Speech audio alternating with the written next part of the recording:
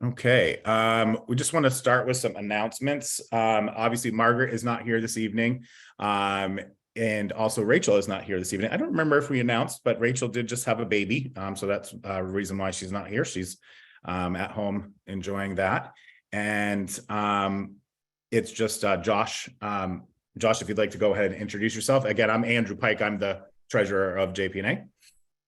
I'm Josh. I'm the secretary of the JPNA. Susan. Hi, I'm Susan. I'm the vice chair. Awesome. So we'll get started with our announcements. Eastie Week is in the works and is planned to start July 9th through July 26th. And that will have events planned almost every day. JPNA is sponsoring the following events within it. The final calendar will be provided in the next few weeks. We will have a movie night in Brophy Park on July 14th. The exact time we'll come out with, but they usually start around 7. Send us some ideas for movies. We'll be providing the movie equipment, some lemonade and snacks. Art in the Park will be July 16th and July 23rd in Navy Fuel Park for family-friendly painting and art inspiration. Again, the times for that will be forthcoming. The JPNA will be holding the curbside free stuff day. I know this was very popular when we did it the last time, and others have been asking when we're going to do it again. So essentially, it's just a day, and I believe, if I remember correctly, we did it the day before trash day or something like that, so that things would get picked up the next day if they were no longer wanted. But this is going to be taking place on July 23rd. And again, more details coming on that. And also our JPNA summer potluck will be on July 10th. This is in lieu of our normal monthly meeting. And that will start at 6:30. So it is a different time than our monthly meeting. We start a little bit earlier. That will be at the Golden Stairs Terrace Park. This is going to be a potluck this year. Last year, we decided not to do that just due to COVID concerns, but we are bringing back the potluck. It will be, again, Monday, July 10th, Golden Stairs Terrace. Come meet your neighbors and elected officials for a fun evening. If you do bring a food item, please make sure that it's labeled so everyone knows what it is, just in case of any allergies or things like that. Raffle tickets and prizes for the potluck will be announced soon. This Thursday, MassDOT will have a live presentation at the Umana Academy. This is on June 15th. They will be discussing the summer tunnel closure and all mitigation tactics during the full-time closure, starting after July 4th through the beginning of September. A lot has changed and been finalized since our May monthly meeting, so it'll be important to attend. I will put the link to the details in the chat in just a moment. And on June 26th, which is Monday, Gulf Street Citizens Association will be hosting the development team for the project at 9 McKay Place for one of 2 meetings. This is a very large development that's right next to the McKay School, and it will impact abutters and residents of our neighborhood alike. Josh will be there taking contemporary notes, but please attend and be prepared for a July vote on the development. Registration can be found at the govstreet.org website. I also did want to announce that I had started to try and look into trying to change out the trash cans in Brophy Park. I don't know about you, but I don't love the fact that we have such a beautiful park there, and we have steel oil drums that are kind of rusted out as our trash can in the 4 corners. So I reached out to the Parks Department to see what we could do to try and spruce those up and maybe put traditional park trash cans in there. And thankfully, the Friends of Post Office Square have donated have donated some trash cans that, like the kind we're looking for, to the city. So the Parks Department has slated 4 of those to be going into Brophy Park. Here, I thought we were going to have to do some fundraising and pay for them ourselves, and thankfully, the Friends of Post Office Square have donated them to the city. No dates or timeline on anything like that. I am going to keep on the Parks Department and make sure that happens. But that will be a nice little upgrade to Brophy Park. So just wanted to announce that for everybody. We initially were going to have our elections today with JPNA board member candidates talking, and then obviously we would have a vote. Originally, we had decided to postpone that because of the shipyard. We wanted to give more time for people to speak. And essentially, even though the shipyard isn't going to be here, we've decided that we are going to push that to August. And we actually did have another neighborhood resident reach out that was interested in becoming a board member. So that actually gives her time to speak this evening. Is she on the call? Let's see. Yeah, I don't see Carolina.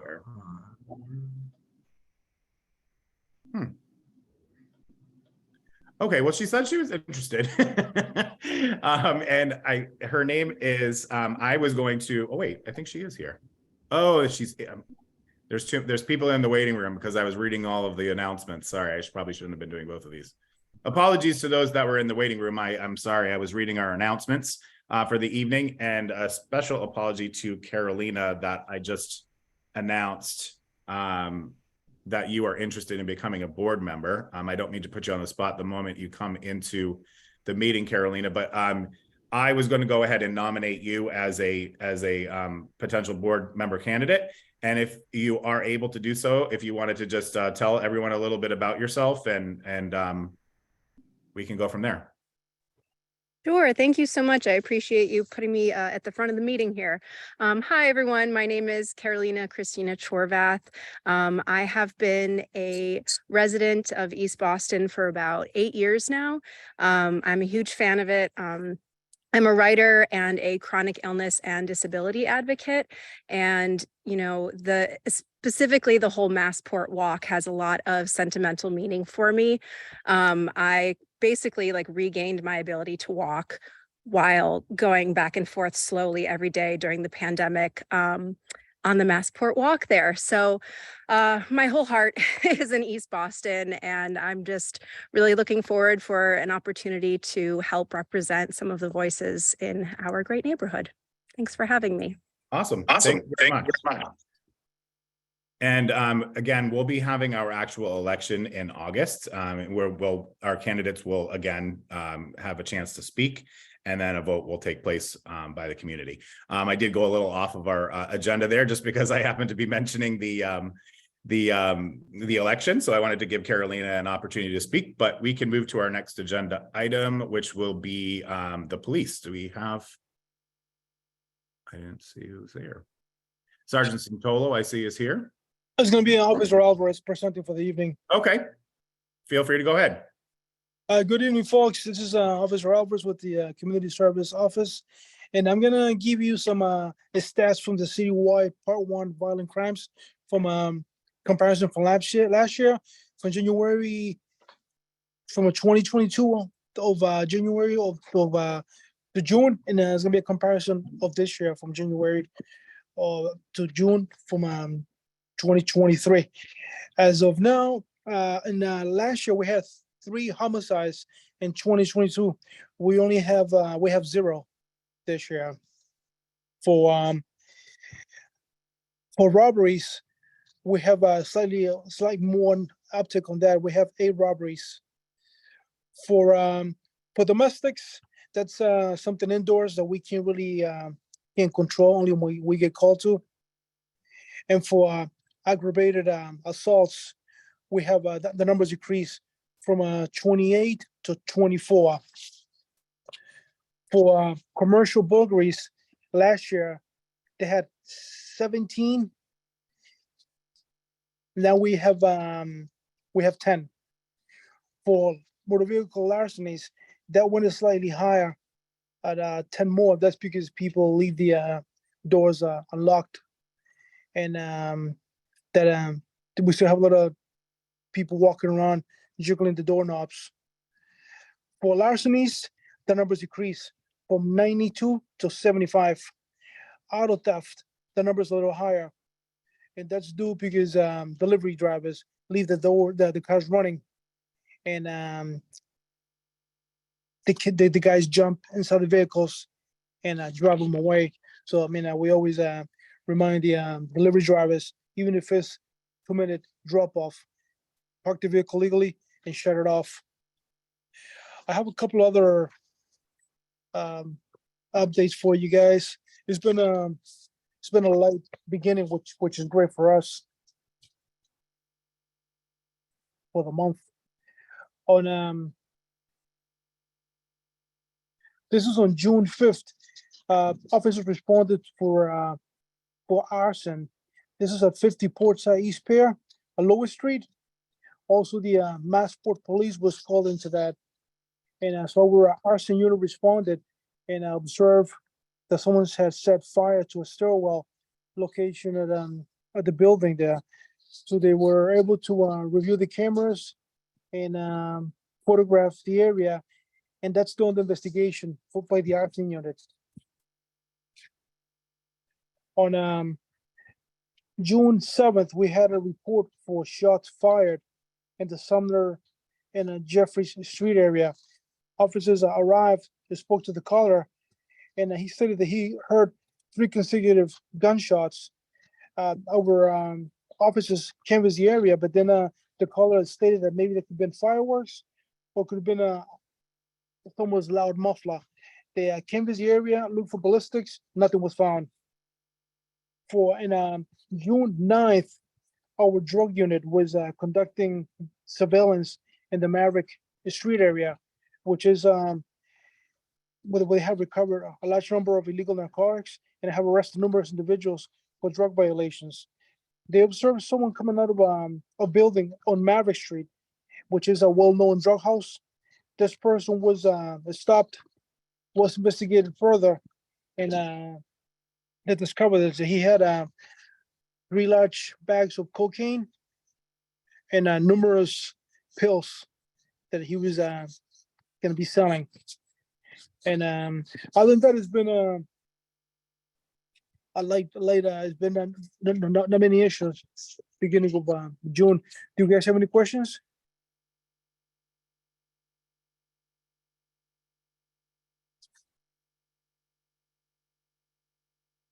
Apologies. There was one question in the chat, and I think I knew the answer, but I wanted to make sure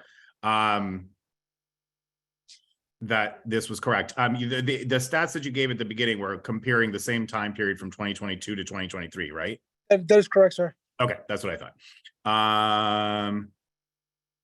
Okay. All right. No other questions in the chat. All right. Thank you very much, guys. We'll move on to the next agenda item, which will actually be Boston Water and Sewer update. Thank you, sir. Hi, my name is Ryan Thomas Shea. I'm the acting director of construction for Boston Water and Sewer Commission, hoping to provide a quick update on the ongoing work that is in your neighborhood, as well as a quick look ahead to what's coming up in the future. Happy to report the project is 85–90% complete. We have 2 streets left on the job, Sumner Street and Maverick Street. So right now, currently, we're working on Sumner Street. Thank you, Josh. We're working on Sumner Street between Clipper Ship Lane and Maverick Square. We have 2 work zones going right now. So the first, Clipper Ship Lane to Maverick Square, we're doing a bit of water work. The second work zone that we have actively working right now is on Sumner Street from Orleans to Lamson Court. In our first work zone between Maverick Square and Clipper Ship Lane, we just have water work left right now. Projecting that to go through the end of July at this point. And then for our work zone on Sumner Street between Orleans and Lamson Court, we have a drain relay that we need to do, as well as some water work. So I think that might take a little bit longer. You could be looking at mid-August on that. So that's the update of the ongoing work that we have right now. Once Sumner Street is complete, we're going to transition over to Maverick Street, where we have 1 remaining piece of work between Orleans and Cottage.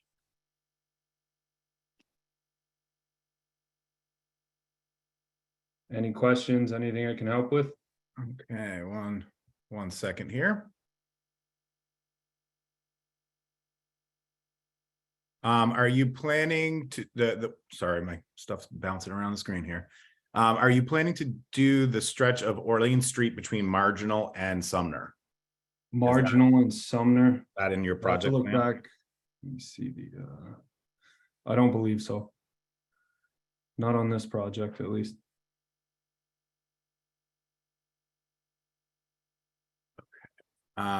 Is Boston Water and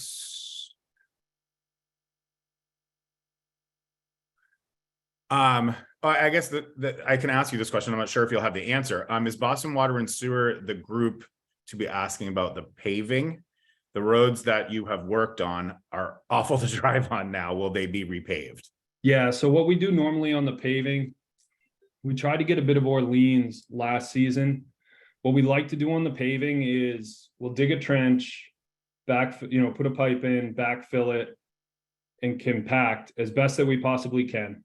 But sometimes we can see a little bit of settling over time. So as much as we would love to immediately pave right after we complete our pipe work, sometimes it's not in the best interest of the roadway or the community moving forward. So we're going to try and pave as much of this project as we possibly can without sacrificing potential quality in the future. But to answer your question, water and sewer will be responsible for paving over our trenches on the streets that we have affected in the project. Okay. Next question is not about the project, but what can you tell us about the sewage release over the weekend? What happened? What is being done to prevent releases in the future? So we were actively working on that line to repair that exact issue. It seems like what happened over the weekend was actually, it wasn't related to wet weather flow. It seems like there's some grease that's entering the line that's causing that sort of overflow. So our operations and enforcement division is looking into that. We did look into it as it related to this project, but everything on the project was functioning as designed. So hopefully we can track that down with our operations group. Okay, thank you. At the May Gove Street citizens meeting, Boston Water and Sewer was saying that they were asking Gove Street for support to work on both Sumner and Maverick Streets at the same time. Is this still the case? From the map, it looks like the underground pipe work only remains on Maverick Street. Yeah, so we have 2 streets left to complete, Sumner and Maverick. Right now we have 2 crews working on Sumner. One is between Clippership Lane and Maverick Square. They're just doing water work. I think they might finish a bit before the second crew, which is on Sumner Street, and will go from Cottage to Lamson Court. In that case, I think we would like to shift the crew onto Maverick to try and get out of the Donald McKay area as quickly as possible with the school season coming up.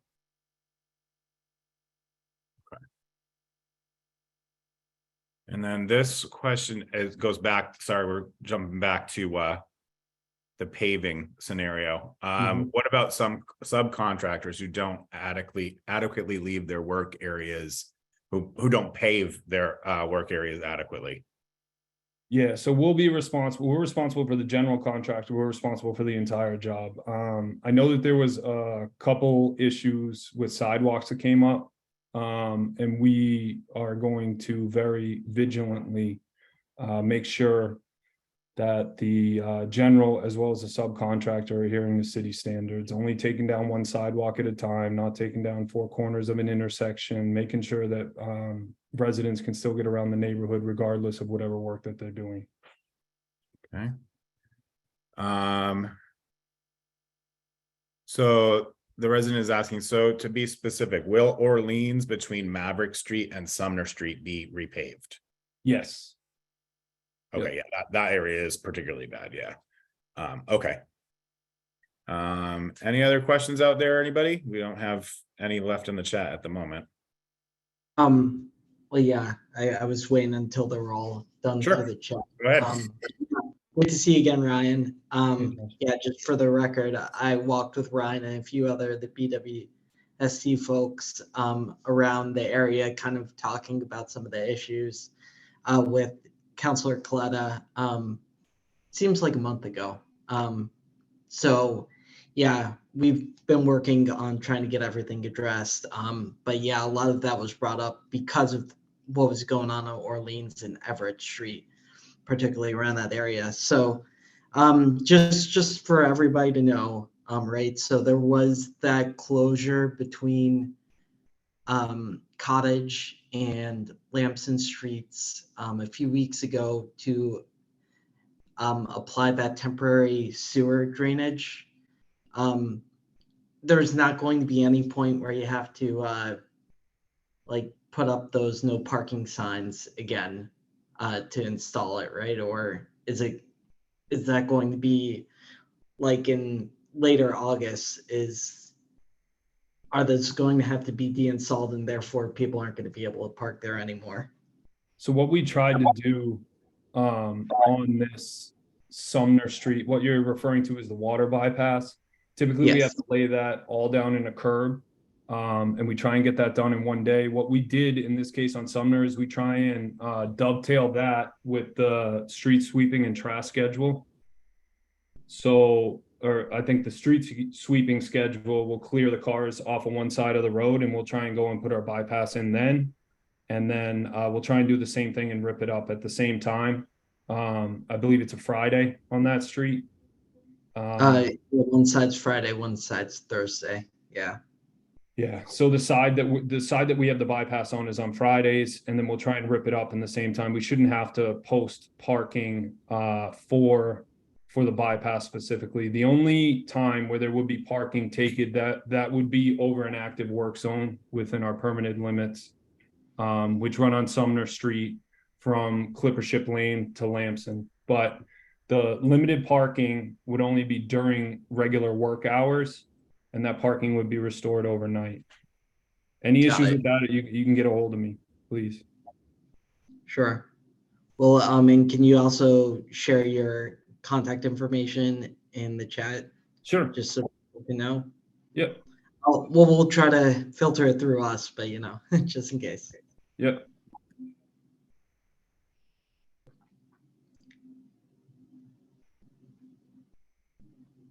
I always forget to unmute myself. I don't see any other additional questions in the chat at the moment. Just for those that are still online with us, I did want to re-announce that the shipyard is not presenting tonight. They will be coming to a future meeting. It does look like it may possibly be what we've decided to do actually is I don't believe that we have any projects coming to our July P&Z meeting. What we decided to do is potentially have them present at the P&Z meeting instead. That way we would have almost like an entire meeting for the shipyard presentation. So it would give people a considerable amount of time to ask their questions, et cetera. We're still nailing that down, but I did want to mention that is a possibility. Additionally, there was one announcement that I forgot to mention. I'm sure everybody probably already knows this, but for those that don't, the tea will be free during the entire Sumner Tunnel shutdown. So that will be basically gates will be open from Wonderland all the way through Bowdoin. So any connecting trains on your way in, basically you get a free ride. All of the Blue Line parking lots will be $2 during that time, I believe, as well. The original plan to send out Charlie cards to Easy Pass Tunnel Communities Easy Pass holders is obviously not happening because they're going a much more expensive route for themselves and actually hopefully making it much better for us as a community and encouraging people to ride the T by making it free. So I forgot to mention that at the beginning. That's obviously a pretty big thing for them to do, and hopefully it does have a major impact. And this may be probably the fastest JPNA meeting that we've ever had. Does any of the other board members have anything else to mention? No, I mean, you saved the best for last. I know. I completely forgot to mention that one. That was probably one of the biggest things. So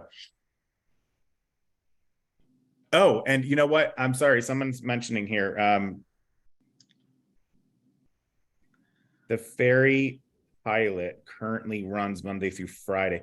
I thought the ferry was on weekends as well. Is it not? It is, yeah, but it's a much reduced schedule versus Okay. the week. Okay. Sometimes people do confuse the Seaport ferry schedule with the MBTA ferry schedule. The Seaport ferry, which is run by a private company, does not operate on the weekends. That one does not. However, the MBTA ferry that goes from the same dock at Lewis Mall goes to not Rose Wharf. What's that wharf? Long Wharf. Long Wharf.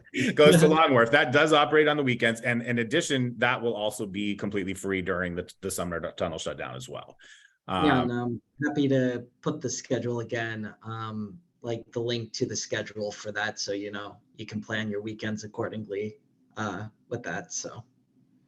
And we do have one person making it. I'll just state this comment, because I know there are a lot of people talking about the Charlie card and how that was going to be more helpful for them in particular. I completely understand that. I think that the idea here is to try and get as many people as possible on the train while you still have to pay for your way back. Sending a Charlie card to a select few, I personally thought was not going to be significant enough to reduce the traffic volume. And I think that is the reason why that change was made. They realized they need to do everything possible to try and get people on the train. And I think that's the reason why that happened. So I know some people are disappointed that they're not getting the Charlie card, but I personally think, and hopefully this is the case, that this will be a much more significant impact to the tunnel shutdown. Let's see, was there anything else from anybody here? Okay, and Neil, I saw your question. If you want to hang back, we can fill you in. But that will be the end of the JPNA meeting for June.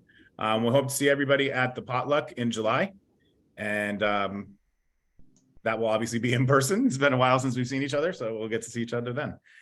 But thanks for coming. The board's going to hang behind, and Neil, like I said, if you want, feel free to hang behind, and we'll explain about the shipyard.